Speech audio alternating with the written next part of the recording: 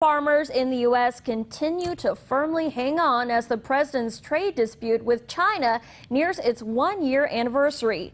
China struck back against the U.S. tariffs on Chinese products by shutting down purchases of American soybeans and other agricultural products. Now, the president says the U.S. and China are close to an agreement to end the trade war, and farmers say the sooner the better, as the damage has already been done. With millions of bushels of last year's crop left unsold, Anna Wernicke reports America's soybean production will be much smaller this year. These tariffs have absolutely crippled our farm. Brad Kramer farms soybeans and dairy cows. He says America's soybean farmers are hurting. We're burning equity to stay on our farm this year. Kramer says American farmers are losing money because of the ongoing trade war with China, his largest customer. And that's a hard pill to swallow.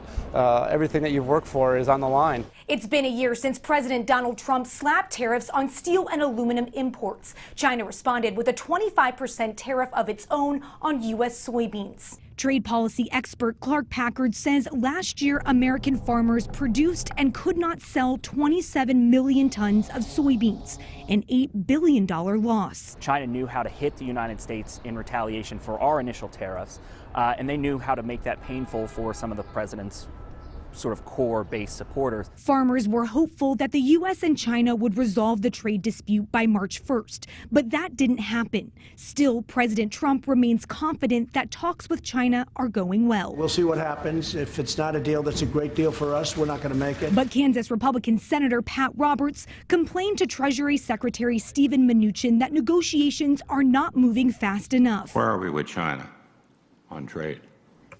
We're in active discussions with China. I understand the importance of agriculture and trade. President Trump and Chinese President Xi Jinping are expected to meet face-to-face in the coming weeks. In Washington, I'm Anna Wernicke.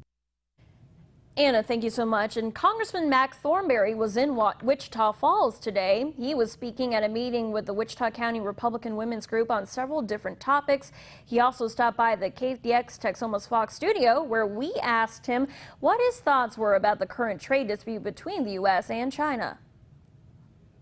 I've tried to make the point to the administration that you can complain a lot about Chinese trade practices. We have to have some trade deals with somebody because in the case of beef, you've got the Australians, the South Americans who are taking our markets. So we can't make a trade enemy of the whole world at the same time.